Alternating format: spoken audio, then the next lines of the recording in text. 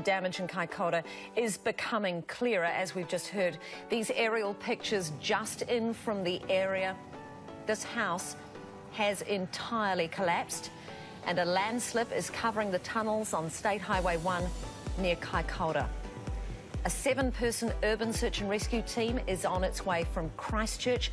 Look at that huge landslip there is on its way from Christchurch in a helicopter to assist with the emergency response there. Now, military helicopters have also been deployed to help.